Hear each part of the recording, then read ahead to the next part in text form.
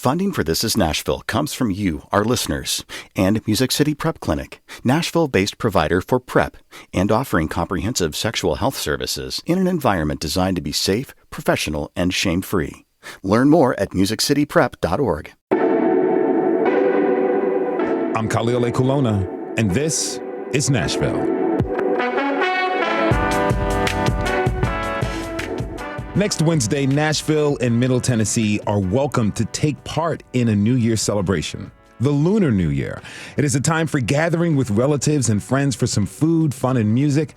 It's also a time to remember and honor one's ancestors and reflect on one's own personal journey as we get set for the year ahead. The Lunar New Year is associated with one of the animals that represent the Chinese zodiac. This year, the animal is the snake, the wood snake, or sometimes referred to as the year of the green snake. Now, in Western culture, we often view snakes as a sign of evil or bad fortune. But the snake zodiac in Chinese astrology is a bit more complex. The snake is often associated with harvest, procreation, spirituality, and good fortune, as well as cunning, evil, threat, and terror. Like I said, it's complex. But the year of the wood snake is going to impact us all differently. You can look up the year and month that you were born to learn what animal represents you in the Chinese zodiac. I and other folks born in 1973 are represented by the water ox. Try it out. It's a fun way to help you look at how the year can play out and to put yourself in the best position to make the year a great one. There's also a lot of celebrations happening this time of year, and the Chinese Arts Alliance of Nashville is pretty much at the center of pretty much all of them. Joining us now is the founder of the Chinese Arts Alliance of Nashville, Jianjian Lin, and longtime member Ann Oppenheimer. It's good to have you both back on the show. Welcome back. Happy New Year, or should I say, 新年快乐. 恭喜发财，新年快乐！新年快乐，恭喜发财，红包拿来。What she said is 红包拿来 give me red envelope. Red envelope. Okay. So I do want to talk about that. I want to talk about some of the events you guys have going on a little bit, but I want to discuss what comes with the Lunar New Year. In full disclosure, I really enjoy the Lunar New Year. I enjoy the celebrations and the zodiac. It's something, it vibrates with me in a very comfortable way. And it's not about, just going out to party. It's like a real spiritual significance to me. I'm sure others. Now, Jen, correct me if I'm wrong. The Lunar New Year celebration is about 15 days long, right? Yes, correct. Why is it so long? Well, we start with the beginning. We need to, before we have a new year, we need to clean the house and then decorate the house and then please the kitchen god, be sure everything is right. And then you cook a lot. And then during the season, and you kind of visit, you say 恭喜 to each other, well-wishing to everybody, your family, your grandparents, and then parents give red envelope, like Anne said, to wish them a happy and healthy year, and then continue. And you, like second day, third day, there are tradition, like if your daughter you married to pretty far away, when is the day for them to come back? So it won't be the same day. Like here, Thanksgiving, Christmas, you all talk about, hey, this year we go to your house. And in Christmas, you come to our house. We have a certain day. I think the third day you go to... your in-laws' house? Yeah, in-laws' house. So there's no conflict. And then in the 15th, and then people have a little rest for the... if you want to do business in China, Taiwan, and then these Chinese New Year, everybody is resting. It's just not working. You cannot get things done. And then 15 is a Lantern Festival. So we conclude everything in 15 days. Okay, I'm going to ask you a little bit more specifics about some of those days a little bit later. Okay. But Anne, you take part in the full 2 weeks of celebrations, right? Yes, I do. What's it like? Have you been doing that since you've been growing up? Yes, I have. So I'm actually adopted, and so my parents are white Americans, but they were always really good growing up having me celebrate Chinese New Year.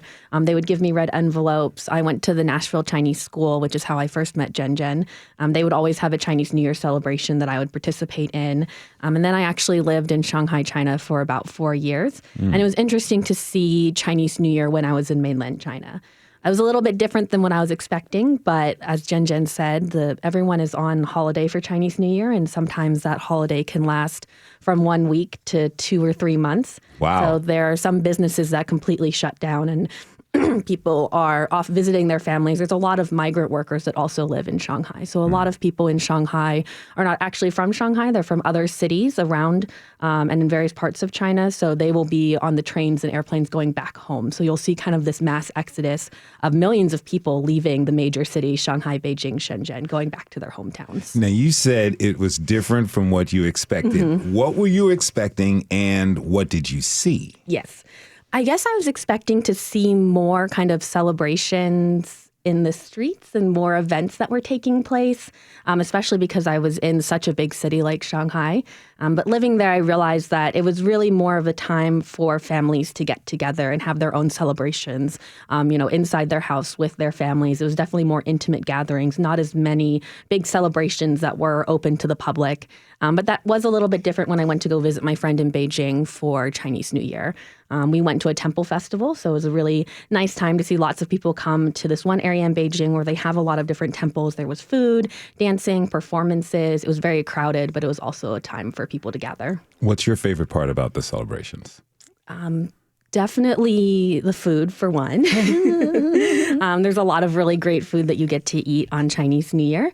I also really enjoy here in Nashville being able to participate in the performances that the Chinese Arts Alliance of Nashville puts on throughout the city. It's something that's really special to me. Okay, so I found a guide that breaks down all 15 days. And Jen, you mentioned some, like first night is to visit family and friends and the little red envelopes that Anne really loves and others. What's in those envelopes? Lucky money. Lucky money, simply put, is that. Okay, why are offerings or gifts of money given? This is why I always said that the Chinese people are very pragmatic. Instead of give, you give the money. Then you can buy anything you want. But when I'm growing up, I'm looking for red envelope. I say, 恭喜, it means congratulations and Happy New Year to my aunt. I have so many aunts, so many uncles. Each one of them give me my red envelope. And my mother always say, oh, I save it for you. You got to make sure you keep track of all the gifts. Yeah, I just lost track. But I'm still very happy to visit my aunt and my cousin and have a fun time together. We play firecrackers, which in Nashville doesn't allow. Okay, yeah, we don't want to break any laws out there. And what's the most money you've received in one of those little red envelopes? That's a really good question. It's probably when I was in high school. Not only would my parents give me red envelopes, but also my aunt and uncle would give me red envelopes. And I think one year they had $100 in it. Nice. It's a pretty good score for high school. Oh, yeah. It's a lot of money when I was in high school. All right. So day 2, married women take the visit their parents. They bring their kids and their spouse to visit parents. But day 3 is kind of interesting because hopefully I get this right. It's Chi Ku, right? The day to avoid visiting anyone and stay at home. Why? I don't really know about that we have to stay home, but I also know that I mentioned about cooking. I remember all the Chinese New Year, you don't cook, you just eat whatever. So they cook out a lot all at one time. You don't want to, you want to enjoy, but not really work. Okay. And like that, but I don't remember I had to stay home. I don't think my parents told me to stay home anytime. Maybe also China is so big, and Taiwan and Singapore, Malaysia all have a lot of Chinese people.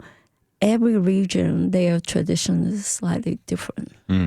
It's not like one rule for all, but 1 to 15 probably. The bigger umbrella is the same, but detail is slightly different. Also, depend on your religion as well. Now, honoring ancestors and certain gods is very important. Like day 4, I understand that people eat cakes and fruits, and they prepare cakes and fruits and burn incense as offerings to the god of wealth. What is that like? Somehow when we in Chinese New Year, we always wish people 发财, make a lot of fortune. in some way, I grew up with it. 发财 can literally mean money, but also good fortune. Fortune means good luck, and you have a good career is good fortune. You have a good marriage is a good fortune. So I think it's a lot of mixed meaning, goodwill. It's interesting because here in the West, in America, our New Year's celebration is kind of like some drinks, have fun at midnight, all right, and then that's it. But this seems to be a lot deeper, a lot wishing people well, giving them money to set them off in the new year the right way. Yes. Yes, and we do have midnight things too, because Chinese New Year is celebrate that you pass this year healthily and well, because at the December 31, the New Year Eve, we set out the firecracker. We scare off all the evil spirits. And so that is the only day the kid can stay up until 12. And then we pass this threshold. That's why all the firecracker, almost like countdown, 10, 9, 8, 7, we use firecracker. Okay. And then the reason to do the firecracker, because in legend story, there's a beast that come to harm people, and then you use red color, you use firecracker, you use loud noise to scare that beast away and then keep everybody safe. So that's why we say 恭喜, and then I always joke to say, January 1st, you're still here. 恭喜, you survived the year. That's why we say 恭喜. Wonderful. Now, Anne, I don't know what the statute of limitations are for firecracker use here in Nashville or the state of Tennessee, but did you ever let any off when you were younger? I did not. I'm a little nervous That around means them. something. It's so much fun. The firecracker. Yes. Now, day 6 is for getting rid of old and unwanted things. That goes just beyond purging like an old sofa or donating clothes. What else? And what are people encouraged to purge or get rid of? There's different things, but I know one of them is kind of cleaning. This happens before the New Year as well, but cleaning away your bad luck. So when Jen said that you clean the house, part of that is cleaning out anything that's unlucky from within your house to open up for the new year. That's a really nice custom. Now, the 15th day, we'll skip to that. It's the Lantern Festival. You mentioned it, Jen. What happens there? Lantern display. Right now, Natural Zoo has a lot of lantern festival right there. So lantern display on 15, and then at nighttime the kids can. Now we don't do that anymore. It's all about fire safety thing. When we were little, it's much more fun. We have a lantern. You actually use candle. We don't use light bulb. But you just have to be very careful. A pack of kids. Okay, back then, pack of kids. We just go into a neighborhood, discover things, and then it's kind of fun. That sounds a lot of fun. Yeah. It's also the Chinese Valentine's Day, right? Valentine is in July in lunar calendar, but here is in February 14. It's different, and there's a love story go with it too. All right, so I want to move to some of the celebrations and performances that you all at the Chinese Arts Alliance of Nashville are doing. There's going to be dances and music, and both of you will be performing. Now, a few weeks ago, I ventured out to check out a rehearsal as you all prepared for the coming weeks. And when I got there, you were very well into rehearsal. Let's take a listen.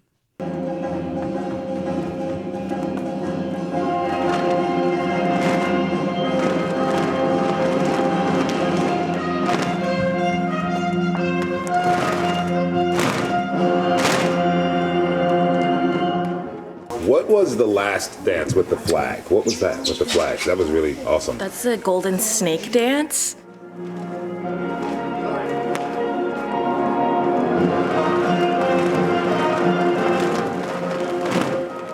It will be the last performance of our piece.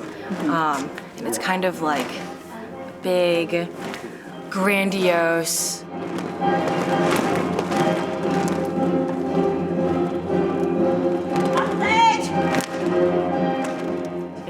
Exciting, upbeat, ending on that exciting note. Yeah. You could feel the music building, not only while you're listening to it, but also while we're dancing, and we hope the audience can also feel that.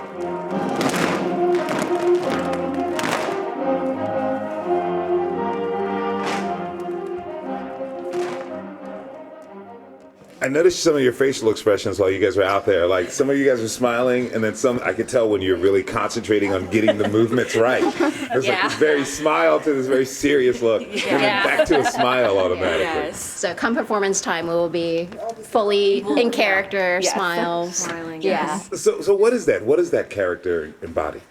Well, it depends on the dance. I think, the flower drum dance is very fun, cutesy, flirty, smiling, lighthearted. We're like all competing for attention. Like that's kind of the storyline. It's like, hey, look at me. Okay. Okay. So we're supposed to be street dancers from Anhui province in China. Okay. And so the idea is we're all, trying to get the audience's attention.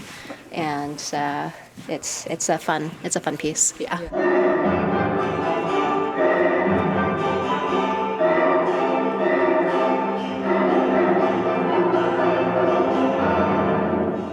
What's the most grueling part?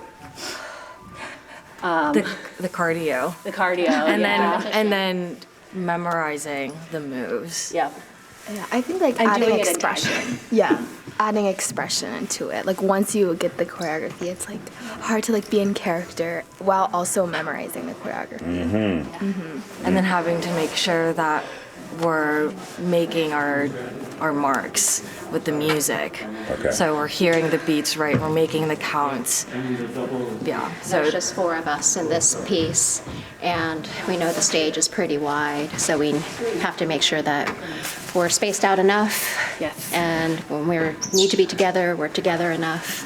making sure we're using ample amount of the stage space that there is. And it has to look good. Yeah.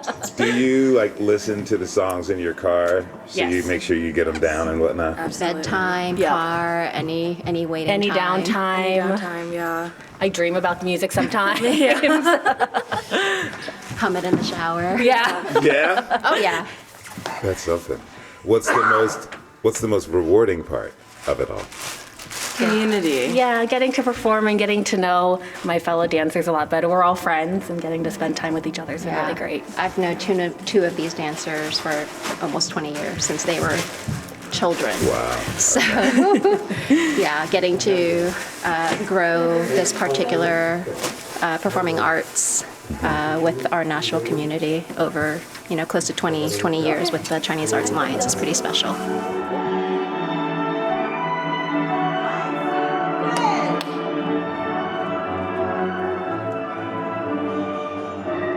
Now, in the clip, we heard from Jenny Lee, Carrie Friedman, Annabelle Chapman, as well as Ann Oppenheimer, who's in the studio with us right now. Jen, you not only dance, but you choreograph all of these. Where did you learn these dances? In Taiwan. Who taught you? Huh? Who taught you? I have many teachers, like Emma had many teachers. And then, and I want to, before I forget, I thank you for letting me listen to your interview. I never know what they feel about my dance. I never have time to talk to them. I'm a very demanding teacher. I can attest to that, yes. I mean, look, I was sitting there and I felt like I had to get up and dance the way you were telling people what to do. So it was fun to hear what they think, and then they actually have dreamed about that. I feel a little bit guilty. Don't feel guilty. It's all good dreams. All right, so what are the significance of these dances for the New Year celebration? These 3 dances actually is commissioned by Nashville Symphony. They are hosting a Lunar New Year celebration on January 31, and then let me select the music that I choreograph. So I select 3 dances that day. That you come to our rehearsal is 2 of them, and one is flower drum dance, and then that is just very lively and fun piece. And like Annabelle was saying, it's happening in Anhui province, and it's a street dancing, is a folk dancing. So it's not classic, so it's more lively. And then they are a little bit flirting as well. And then and charming. The other dance is a dance of golden snake. And this dance in Chinese title actually literally translation is crazy dance of golden snake. Okay. Not just the dance.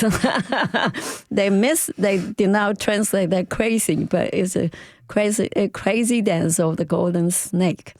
So the music is very powerful. And then we use flag to interpret that. And then I have one long silk that you have seen. And we talked to the Nashville Symphony. We are going to use black light and then darken everything. The only thing audience can see is the silk moving around that represent the snake. And then on January 31, and snake also nicknamed as a little dragon. So, the dragon is made out of several animals. The long body symbolizes the snake. There's a scale symbolizes the fish. They can swim, they can fly. And then, so on January 31, the day you came to rehearsal, you did not see. At the end, our dragon with 10 people will come in to the Nashville Symphony. Wow. And that will be very exciting. That sounds amazing. Now, Anne, you've been dancing for 20 years? Something like that. Close to it. What does dancing give to you? Like, what does it mean for you to be performing these? It's one of my passions in life. I've actually been dancing since I was 3 years old, so it's actually been about 27 years. Okay. But then I started dancing with Jen when I was around 6 years old. So it's just been an incredible journey, getting to learn more about Chinese culture, getting to be part of a really great community, like we mentioned in the recording. Being able to dance with Jenny, Carrie, Annabelle is really a great honor. We're all friends, outside of this dance group, but it's always a little bit hard to find time to spend with each other. We all lead very busy lives, but the dance is an opportunity for us to be able to come together, be in community. It's really something that I find soul nourishing. It's something that I love to do in my free time. It helps me relax and kind of forget all of the stresses of everyday life. That's really beautiful. Now, Jen, the big celebration is happening at Centennial Park on February 8th. For anyone who is new to celebrating Lunar New Year in Nashville, why should they come out on the 8th and celebrate? Yes, we, with Metro Parks support, we use Musician Corner Centennial Park. And if it rains, we use a fairground. The important part is that we want to share our Chinese heritage to everybody here. And then we are Asian American, and then we are American. Even I speak with the English with the accents, but I live here. I live here longer than I live in Taiwan. And this is my home. And then I feel that it's a very big part of me. And then I want to share with people, and I like to learn other culture as well. And I think this is a beauty of America. You don't find this in China, Taiwan, Singapore, or Malaysia, or with a lot of Chinese population. You find that in Chinatown, in America, San Francisco, New York, and Chicago, whichever Chinatown, they definitely celebrate Chinese New Year because they came to the United States long before me, too. They migrated here much earlier. They also brought their art and culture, and they want to keep it. And then I feel no matter how you develop and you grow, and bottom line, you still have this root that link with Chinese heritage, which is important, and we want to share. And this is not a religious ceremony. It's a cultural ceremony, and it's artistic, cultural, educational, so everybody can participate. It's not just for Chinese people. That's right. All right, we're going to take a break. Jen, we're going to see you later this hour. Annabelle, sorry, stay right here. Okay, when we come back from break, we're going to discuss more about the Lunar New Year, the Chinese Arts Alliance, and talk about Nashville becoming a world-class city. We'll be right back. This is Nashville.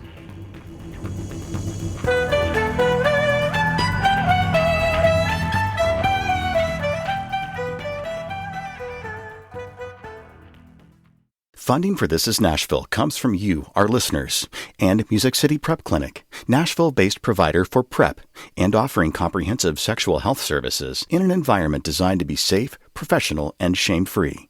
Learn more at musiccityprep.org.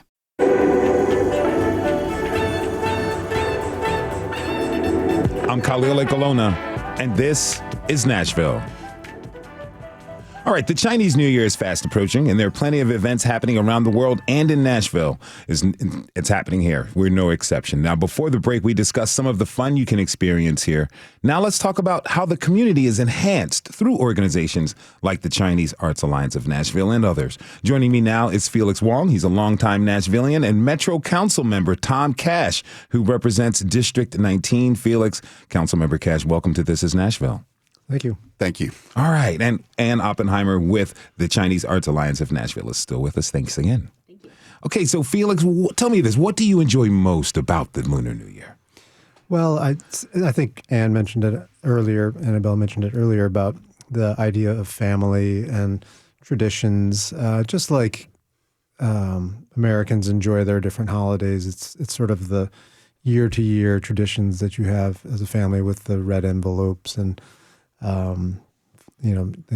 gathering together as a family and having meals. Did you bring in a good haul from your red envelopes as a child, I should ask? Yes. I mean, back then, $5 was pretty wonderful, but it was always exciting to look forward to that. Mm-hmm. Councilmember, what about you? What's your favorite part of the Lunar New Year? Well, there are lots of good things. The food is awesome. I like those long noodles. The notion of cleaning out to prepare for the new year. But my favorite thing about the celebration is the dragon dance. Mm-hmm. It's like this great combination of powerful and graceful. And one of the main reasons I am involved with CAN and love going to the celebrations each year. All right. Now, Felix, back to you. You've lived in Nashville for 25 years, right? You moved here from Michigan. 1999. Moved here from Michigan to come here. What was acclimating to Nashville like for you? Well, it went pretty smoothly. I was struck by how friendly the people were. I went to school and worked a little bit in some northeastern cities. I was in London for a little while. Some places that, how can I put it politely, were not the most friendly cities. Mm-hmm. And so really my first experience in the South was Nashville, and I was taken aback at how cheerful and friendly everybody was. So that was really nice.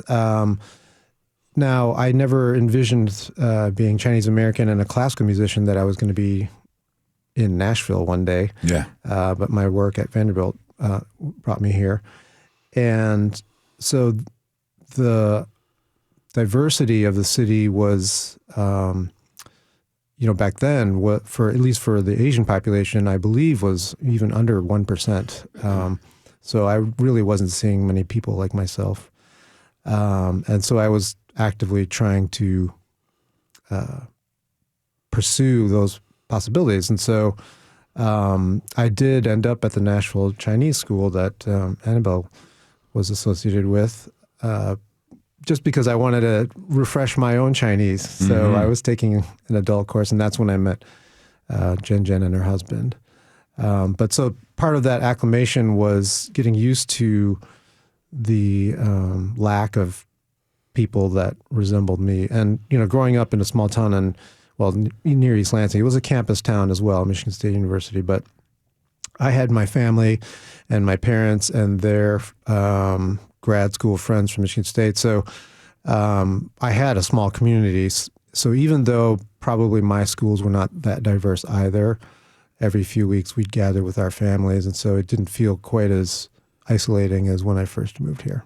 Now, Nashville has been growing. All sorts of people are moving in town. And you grew up here. How have you seen the East Asian community grow in town? Yes. I think definitely more in some of my everyday life. So I remember being in high school. I went to MLK actually. But I remember kind of going about my everyday life. The only time I really ever saw East Asian people was when I was at Nashville Chinese School, or I was dancing with Jen Jen, or being involved in events that were being put on by the Chinese Arts Alliance of Nashville. Now, though, I see more East Asian people just in my everyday life, going to the grocery store, going to the mall. I've seen an increase in, Chinese restaurants. There's a few in Murfreesboro that I really enjoy. And so seeing that increase in just kind of the general presence of East Asian Americans is where I kind of see the biggest change. Mm-hmm. Now, Councilmember Cash, you represent District 19, which has 18. Pardon me. Sorry about that, everyone. It's Hillsborough and the West End neighborhoods, right? Hillsborough, West End, Belmont, Hillsborough, Vanderbilt Community, Belmont, that area. Okay. I understand the symbol of those areas is the dragon. Hillsborough West End neighborhood has a great park, Fannie Mae Dees Park, which is also known as Dragon Park. And full disclosure, in the 80s, there was a community project led by an artist from New York, Pedro Silva. And the full disclosure is that he was setting out to build a sea serpent, and it has mosaics that I was a little too old, but a couple of my younger siblings contributed pictures to the mosaic on the sea serpent, which is now well known as the dragon. Okay. And so, ever since that went up, it's been a important symbol of the community. The neighborhood association, Hillsborough West End Neighbors, who is a great community partner with the Chinese Arts Alliance, started in the mid 80s, I think. I don't know exactly the year, but mid to late 80s, started a dragon parade every year in May. That kind of went by the wayside a little bit during COVID, but it's on its way back. We had kind of a smaller one this year. But so the dragon, and we had a concert series for over 10 years called Dragon Music Sundays in Fannie Mae Dees Park, a partnership with Metro Parks.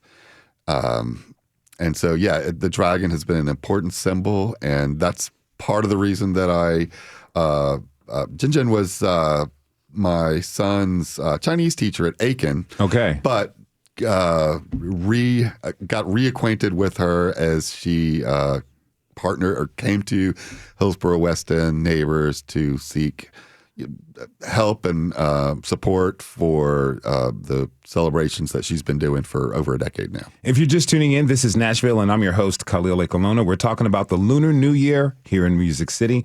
My guests are Ann Oppenheimer, Felix Wong, and Councilmember Tom Cash. All right, so at the end of last year, we had a conversation with different Nashvillians and Middle Tennesseans about what the region means to them and where they want to see the city and region grow for the future. A friend of the show, Willie Big Fella Sims, said something I find very, very intriguing. Let's listen to what he said. There's no world-class city that's not diverse. You can have like a big city, a big successful city, but you can't be a world-class city without pockets of everything. Okay, so I played that because I really think he has a point. Like Nashville has become more diverse over the past 40 years. People who have lived here have said that. I have learned that being the host of this show.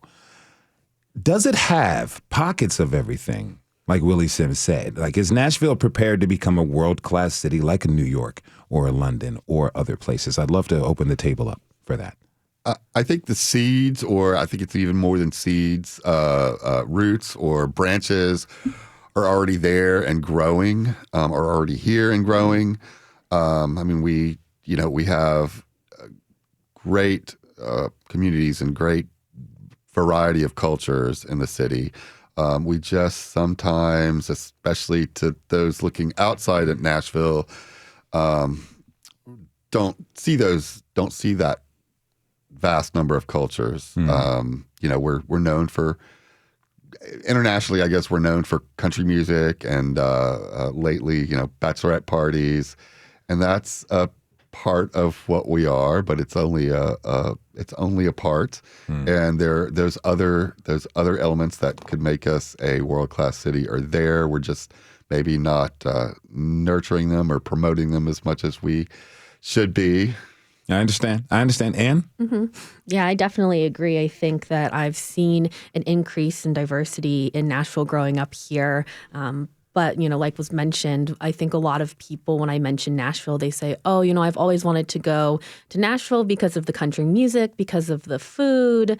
It's never as much about, the cultural diversity that you can find here in the city.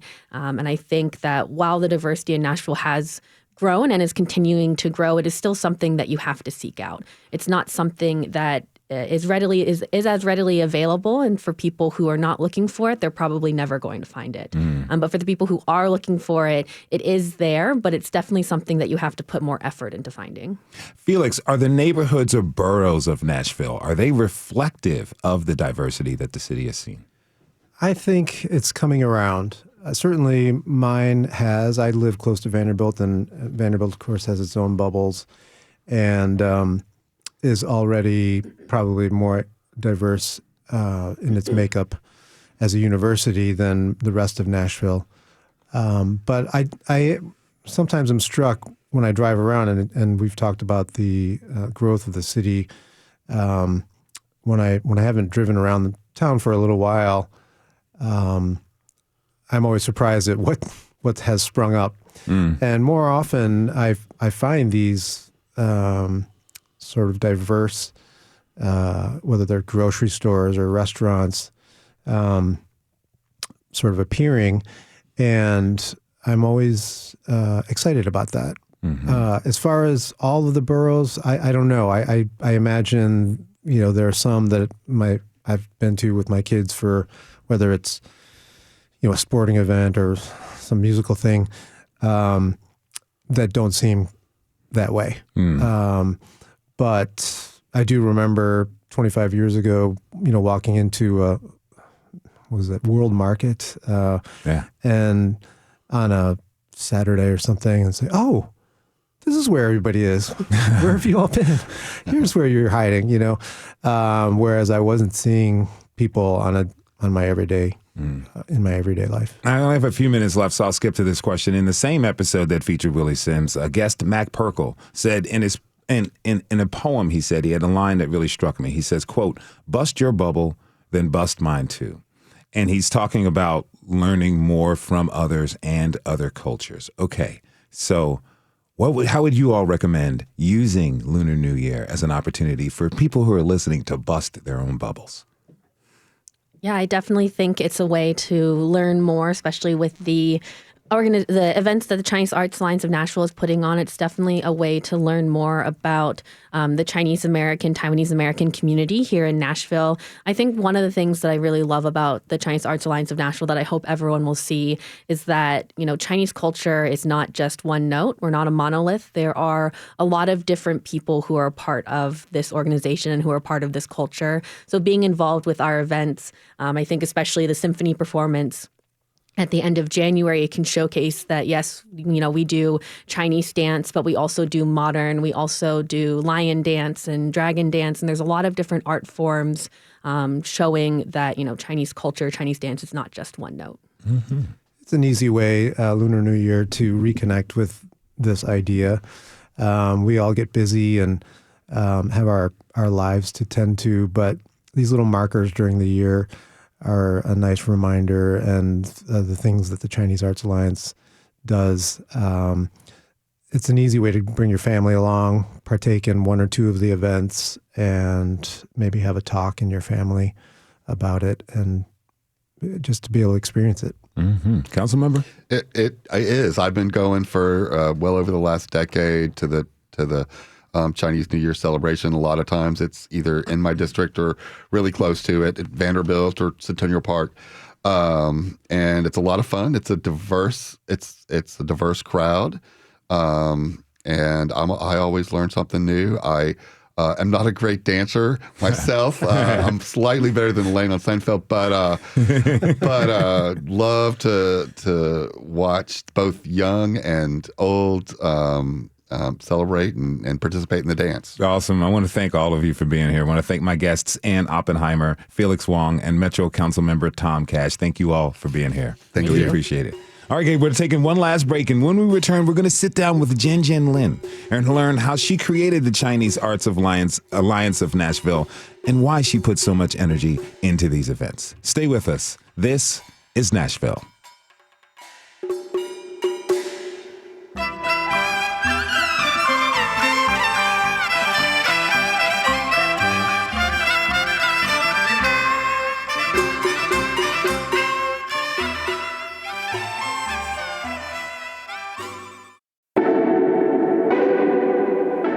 Halele Kulona, and this is Nashville. We've been talking this hour about the Lunar New Year or Chinese New Year. And for years, Nashvillians have been fortunate enough to have events thrown by the Chinese Arts Alliance of Nashville. Just head out to Centennial Park on February 8th and you will see the results of the passion, dedication, and drive of Miss Jen Jen Lin. So what drove her to dedicate so much of her time to help give all of us a greater understanding of Chinese culture? We're going to ask her ourselves. Jen Jen, welcome back. Thank you. Thank you. Thank you. Okay, so I just want to say this. You were real shy about this. You know, you put so much hard work in, and we here at This Is Nashville believe in giving people their flowers.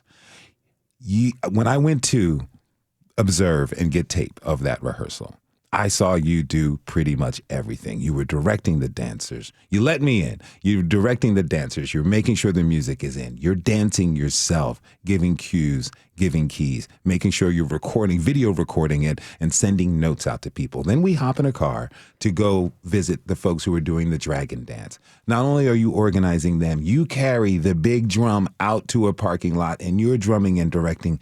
You are basically a force of nature out there making all this happen. And I'm saying to myself, how does she get the time and energy to do this? What drives you to put so much of yourself into these events that all of us get to experience? Well, it starts with when I founded the Chinese Arts Alliance. I was principal of Nashville Chinese School back then, before Chinese Arts Alliance. And 3 years over there, I realized I have the administration ability to organize things. And before that, I was dance teacher at the Nashville Chinese School. And later, I left Nashville Chinese School because I feel my passion and my expertise is still in dance, not the whole Chinese language education, teaching thing. I think I can better utilize myself to combine, to do the art, do the dance, and that's my real passion. And I combine Chinese art also with the dance. All the dances that you see in Chinese Arts Alliance is my creation. And it's a lot of work, but that's my passion. And I almost do everything to create the opportunity for Chinese dance to be seen. Because if you don't let people see, they don't know what you have. And then most of the time, people, I feel I'm a trained dancer, but I seldom being invited back then. And I just create my opportunity. Before the Chinese New Year, I actually produce a lot of evening show on dance theater. I introduced Chinese folk dance in the, I think I use Vanderbilt Blair School Music Ingram Hall. And I would tell story from Moon Goddess and then the Valentine's story, 7 Nights, and Dragon Pearl, and many stories. But later, I found it's more meaningful to bring on more people, because if you go to the dance theater, you buy ticket, it prevents some people not to be able to come. And then I started thinking I need to switch my direction to serve more people, not just for certain kind of people to come to the theater. And festival is more welcoming, like everybody welcome. And it's a free event with support, and people believe my value proposed to create this event by Nissan Foundation, Tennessee Art Commission, Metro Art Commission.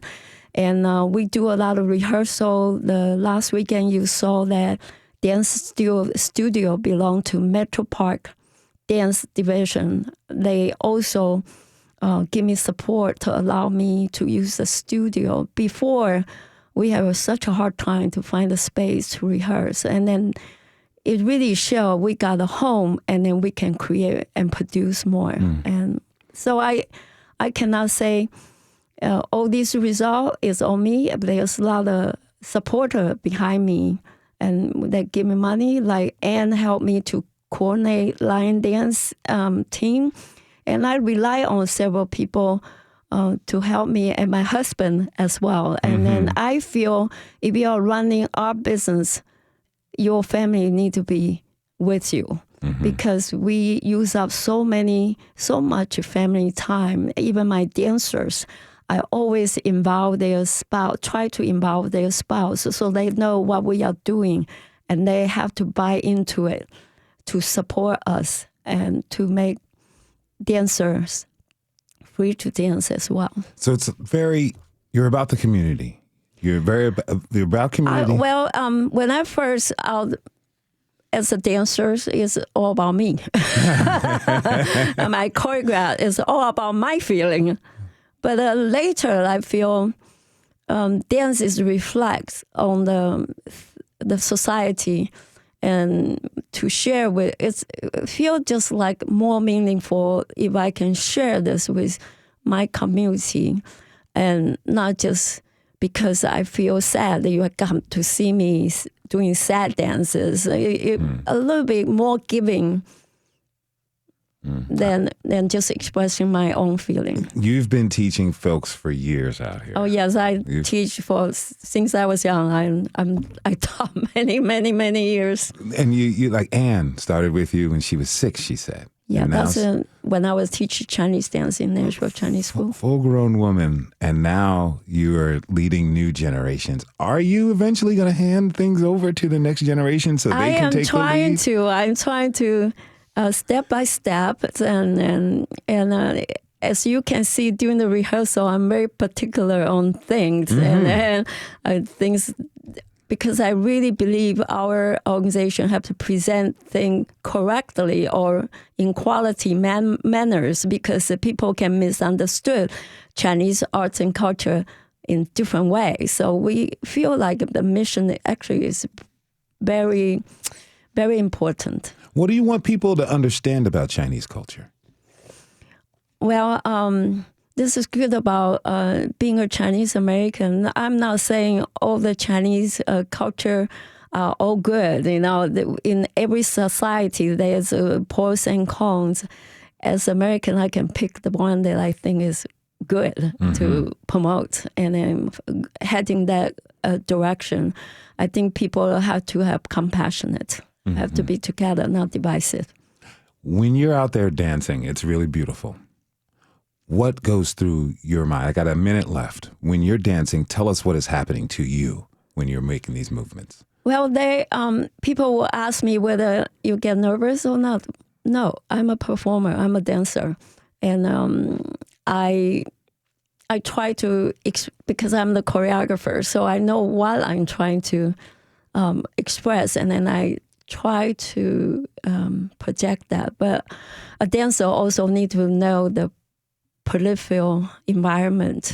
Is there something in front of you, or my dancer is there with me? That's in the background, but the idea still is expressed that underlines meaning. Real quick, how can people get involved with the Chinese Arts Alliance? Just contact me. I always recruit talents. Come to join us, and then we don't see colors. We just treat Chinese dance, art, and culture as a form, and at the end notes, I'm learning djembe, West African djembe, and Western African dance as well. So I'm not totally Chinese.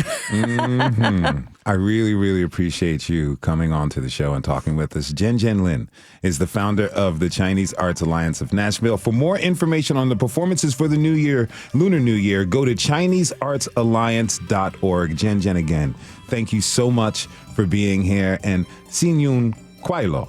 Yeah, 新年快乐. Thank you, Khalil, to have us being here. Our honor. Yes, thanks. His honor is all ours. And thanks to you for tuning in this hour. This is Nashville. It's a production of Nashville Public Radio. Today's episode was produced by yours truly. It was directed by Mary Mancini. Our technical director and board operator is Liv Lombardi. The masterminds behind our theme music are Laurent and Namir Blade. You can listen back at thisisnashville.org or wherever you get good podcasts. And the conversation does not end here. Comment and tell us what you want to hear from the show by leaving us a message. 615-751-2500. You can find find us on Blue Sky, Instagram, and tweet us at This Is Nashville. This is Nashville. I'm Khalil Ekalona. We'll see you tomorrow, everybody. Be good to each other and Sin Yung Kwailo.